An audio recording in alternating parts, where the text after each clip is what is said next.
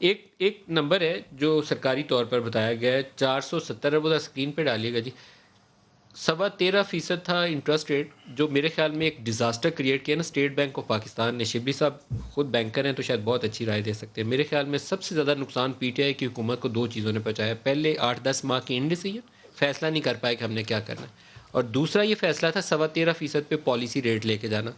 یہاں کلیم کر رہے ہیں کہ ہم نے 13.25% سے انٹرسٹ ریٹ کو ریڈیوس کر کے 7% کیا، جس سے 470 ارب روپے اکانومی میں آئے. ہم نے پیسہ بچا لیا 470 ارب روپے. As a matter of fact یہ 470 ارب وہ ہے جو اس غلط فیصلے کی وجہ سے ہمیں کاسٹ انکر کرنی پڑی پر اینم. یہ شبلی صاحب آپ سے اس کی وضاحت چاہتا ہوں، 13.25% میں کیا اس وقت لاجک تھی جو باقر رضا صاحب اس کو 13.25 پہ لے گئے تھے؟ Any good logical reason? دیکھیں اس میں کوئی شک نہیں ہے کہ ہر انٹرسٹ ریٹس جو ہے ایک تو ڈٹرمن کرتی ہے ریٹ آف انفلیشن کیا ہے، اس کے مطابق انٹرسٹ ریٹس ڈٹرمن ہوتے ہیں.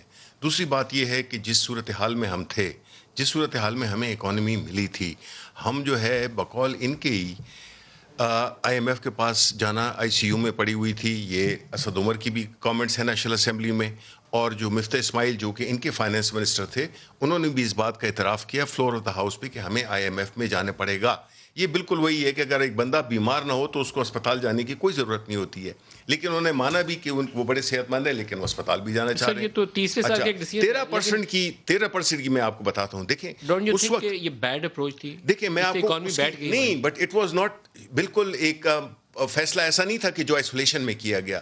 دیکھیں ہوتا کیا ہے کہ جب آپ کے فورن ایکسچینج ریزروز اتنے ابسمل سٹیج پہ تھے جو کہ بہت ہی کم تھے، تو اس میں آپ کو انٹرسٹ ریٹس بڑھانے پڑے، بیکاز دیٹ آلسو اگر آپ دیکھیں کہ اس دوران میں پھر جو فورن انویسٹمنٹ، اور ٹھیک ہے ایز اے بینکر آئی نو کہ جو ٹیمپرری جو آتے ہیں ڈپازٹس آتے ہیں، ہاٹ منی تو ہاٹ منی آتی ہے، اس میں کوئی شک نہیں ہے. پاکستان کو ہیلپ نہیں ملی. نہیں دیکھیں وہ دیکھیں، لیکن ہم نے ایکسچینج ریٹ کو سٹیبلائز تو کر دیا نا. ہم ان کی طرح ڈالر بیچ کے اور آرٹیفیشلی تو ہم نہیں رکھے. دوسری بات انہوں نے امپورٹس کی میں بتاتا ہوں، انہوں نے امپورٹ لیڈ اکانومی کی، اس کی آرٹیفیشل ایکسچینج ریٹ ایک طرف double jeopardy exchange rate artificial rate ہے ابھی آگے جتنا تھا 5 بلین پر month exchange rate burning your dollars to keep it artificially up which encourage، جس نے انکریج کیا امپورٹس کو. So it was import led growth. Number 2، آپ اس کے جو سائڈ افیکٹ بھی ہوا، کون انڈسٹری لگائے گا ایسی ملک میں جہاں پہ کہ آپ کو امپورٹ کرنا سستا پڑے بجائے آپ کو اس میں.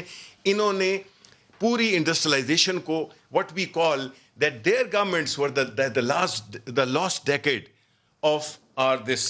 سر یہ جو 17-18 کا ان کا سال تھا، انٹرسٹ ریٹ پر میں انٹرسٹ ریٹ پہ آپ سے جواب کرتا ہوں، میں نے ضرور بات کرنی ہے، لیکن میں ان کے امپورٹ کا بتا دوں. امپورٹ 17-18 میں 60 ارب ڈالر کی تھی. اس سال 30 جون کو اللہ پاک خیر و عافیت رکھے 56 ارب ڈالر کی امپورٹس ہوں گی 30 جون. نہیں میں آپ کو بتاتا ہوں، نہیں ایک سیکنڈ نا، نہیں لیکن ہم نے ایکسچینج ریٹ کو تو آرٹیفیشل نہیں رکھا. نمبر 2 نہیں، یہ تو جواب نہیں. دیکھیں نا، یہ تو آپ نے ایک بات کر دی ہے کہ 56 بلین. ہم تو آپ دیکھیں کہ اس کی جو کمپوزیشن ہے وہ کیا ہے.